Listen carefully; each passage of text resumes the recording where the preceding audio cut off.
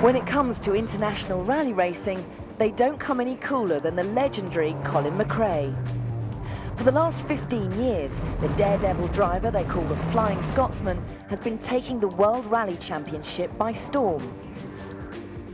So it's no surprise that there's only one rally game that serious gamers care about, the one tested and approved by the Speed King himself, the Colin McRae series. Right then, when you're ready, put your foot down. When the first Colin McRae rally hit the streets back in 1998, it was hailed by critics and gamers alike as the ultimate rally sport game. Now then, let's see how you did. Version 2 stepped on the gas even harder, making major advances in graphics and gameplay. The authentic handling, white-knuckle speed simulation and adrenaline-inducing sound all made for an incredibly exciting driving experience. Now it looks like Colin McRae Rally 3 is set to leave the competition behind in a cloud of dust. Colin McRae's been a huge success worldwide. We launched it back in July 1998, and so far the product's sold over 5 million units worldwide. We're pleased to say that it's been #1 in over 20 countries, and now nearly 50 countries worldwide have been selling Colin McRae, so it's truly a worldwide success. Colin McRae 1 and 2 have been fantastically successful, so I think people have really high expectations as to what they're expecting of Colin McRae 3. It is a very special art, and to drive like somebody like Colin McRae, I mean, you have to be very, very special. Born into a Scots racing family, Colin McRae sped into the world back in 1968. And at only 22 years of age, the Flying Scotsman achieved his first international victory. From then on, there was just no stopping him, and in 1995, Colin took his first world title in style. I think Colin is now officially the greatest rally driver of all time, having won more individual rallies than anybody else. Every great rally driver needs a great co-driver, and Colin certainly found himself one in the shape of Welshman Nicky Grist. Our partnership started in '97. As soon as we joined up, we basically had a great partnership, and we got into winning race straight away, and I think we won something like 5 events in our first year. So, we've had a tremendous time together, and here we are, we're still going on and still winning rallies, and hopefully world championships as well. In 1999, the Flying Scotsman decided he wanted to fly at even dizzier heights, and after taking a spin in Ford's new Focus RS World Rally car, decided to join up with the motoring world's top name. It's built up to a very successful relationship, and of course, Colin now being the most successful rally driver of all time. So why have Colin and Nicky chosen to link up with Codemasters? Part of the secret of Codemasters' success has been down to the pioneering links it's made between the sport world's leading names and some of the most exciting sporting computer games. Titles like Jonah Lomu Rugby, Brian Lara Cricket, and Mike Tyson Heavyweight Boxing. Codemasters. So it was no surprise that the world's top rally drivers should choose to link up with the company to create the ultimate rally game. Nice one. Colin and Nicky were involved right from the beginning in the creation of the game. And as the game has developed, so has the relationship. Colin McRae and Nicky Grist particularly take a keen interest in the game, and we're delighted that they have approval, because they're going to add things into it that we perhaps haven't seen. I mean, I've sort of, worked with Colin and Nicky, at some level for over 5 years, so you get to know them pretty well over that period of time. We've got the experience of the World Championship, and it's that experience that we've brought over to the team, just giving them some idea of the lie of the land, a few of the characteristic things for each event, the state of the road surfaces, the snow, the ice. Nicky's huge experience in the world of rallying we've brought in to the game, and often Nicky's around the studio so that we can get him to look at the way we've represented cars and tracks, and again the handling of the car. And his role in the game has been quite central, and we're very delighted that he's part of that. Nicky's been helping us specifically with the co-driver messages. He's actually writing pace notes for all of the stages in the game. So he's been beavering away at home, writing pace notes and then coming in and recording them. I've made the pace notes for every single stage that you'll play on the game, then record them as they would be said, and then actually applying those notes with a counter onto the screen itself. Long 2 left. Colin McRae's role in the making of the game is quite central. Colin actually tests the tracks for us. He'll actually check on the physics of the car, and he'll tell us how real he thinks it is comparatively. He's been involved in the handling characteristics and making sure that the car feels right and it's somewhere near. So you've got probably the closest thing to a World Rally car that you could get outside of a World Rally car within the game. Codemasters. The computer modelling of Colin's renowned Ford Focus car is so authentic, it offers nothing less than a full-on simulation of the rally driving experience.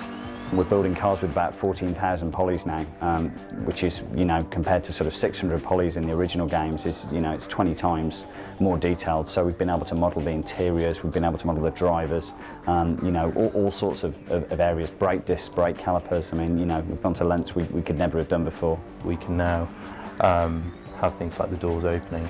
You can break away any of the panels and see the damage, not just the damage, but also the under panels underneath.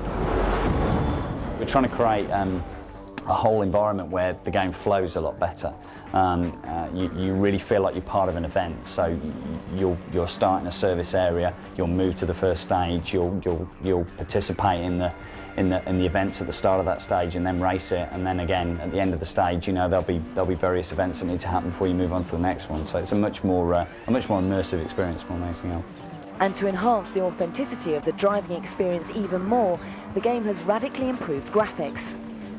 Visually, all of the effects, we've got fantastic sort of dust and smoke kicking up off the tyres. We've got rain effects on the windscreen.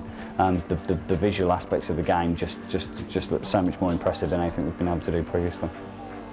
Photorealism is really important. I think that's always been the aim for Colin, because Colin 3 is basically a realistic looking game. It's not stylised. We're not trying to make the cars or the graphics look arcadey or try to make them look cartoony at all. Realism's the key factor because we're trying to make the gameplay as realistic as possible. The graphics have to replicate that. But perhaps the most important change for rally fans is that for the first time in the history of the game, you actually get to be the man himself. The big gameplay feature, I guess, of this game is that for the first time you're actually going to drive as Colin McRae. You're going to compete in the game as him. Nicky Gristas, your co-driver, part of the Ford Rally team, competing, throughout the championships. Actually being able to take on the mantle of Colin, very few games do that. You're normally just a third person playing, driving, playing football, whatever. But to actually be Colin and sort of mimic his season and his lifestyle and the way he drives, I think is quite unique. And I think, as a games player, I think that's fascinating. Both Colin and co-driver Nicky are fully animated and react to every movement of the car. They sway when you take the corners, pitch forward when you brake, and Nicky will grab hold of the roll cage to steady himself when you crash. And as you take control of McRae, you can see him operating the car's controls. Until we actually can strap somebody into a simulator, you don't get the true G-forces, which obviously gives you a fair idea of the movement and what have you. But I have to say that there are certain situations, especially when you're flying over jumps, for instance, that's something that I spoke to Guy about to get the right feeling, so you feel your sort of stomach coming up into your throat. I mean, you basically do get a lot of that in the game, and I have to say that we are moving forward. We've made great steps with this game, and it's far, far closer to the real thing. Codemasters. Colin McRae Rally 3 gives you the chance to race around the world. Keeping it real as ever, the Codemasters team travelled the globe to capture the flavour of the international courses. We've got 8 countries in this game. We've sent people, track designers and artists out to each of the countries, basically with camcorders and with digital cameras to just absorb the country and take as much footage as they possibly can. So they've come back with reams of film and thousands of photos that we've then used to really try and build the objects and textures from. What we've had to do to get that photorealism across is fly to all the different countries, photograph them, do research trips, which people think are quite glamorous, but actually they're not. They are quite painful. Photographing trees day in, day out is quite laborious. Ever wondered why it seems to take an age for that long-awaited game to make its way to your console? Whether it's gameplay, graphics or sound, getting a top-of-the-range game right can be extremely time-consuming. Games traditionally take about 18 months. We normally have some of the design done very early on, so the first phase is really sort of design, research and development for the first few months of the project. You then move into a full-blown sort of production phase where you're building all the assets you need and putting the project together. And then finally, obviously, into the latter phases where it's sort of Q&A and getting the product ready to ship. We have to spend a lot of time, we have to spend a lot of effort to make sure that we can get those licenses, and then importantly, we have to make sure we recreate them accurately in the game, because at the end of the day, we're taking their brands like a Ford Focus, which they've spent millions and millions of pounds on developing, and it's up to us to recreate that as accurately as we can in the game. And that's what we do at Codemasters. Colin McRae Rally, the brand, defined what rallying was all about in video games. The true grit and the true hardship and the damage and the smell of petrol in rallying. And what we've done with the next generation consoles is taken that and stretched it even further. We've taken it right back to its roots and said, this time round, we're going to hopefully be able to do everything that we wanted to do, because the power of the consoles is so much more. We've been able to do whatever we need to do, talk to whoever, ask whatever questions, and that's just given us a real sort of Colin's eye view as to how rallies work. Of course, we've worked hard to try and make it as realistic as possible, and I really do feel that we've got something here which is far better than anything else on the market. I think it's a great game, and it's a great playing game, and you know, I think it's going to grow and grow and grow. So that's the end of the third chapter in the story of Colin McRae Rally. But it's only the beginning of the story for Colin McRae and Codemasters. As gaming technology continues to advance and the profile of international rally racing keeps growing, gamers and rally fans alike have good reason to be excited about what lies ahead. Adrenaline, yeah, you get a lot of adrenaline, especially with Colin McRae as your driver.